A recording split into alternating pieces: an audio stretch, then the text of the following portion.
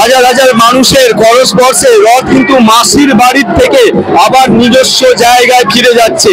সেই মহেন্দ্রক্ষণ, সেই আনন্দ ঘন মুহূর্ত আপনারা দেখতেই পাচ্ছেন, এবং রথে যে কাদার মধ্য দিয়ে সবাই রথ টেনে চলছে, সকলের একটা আনন্দ।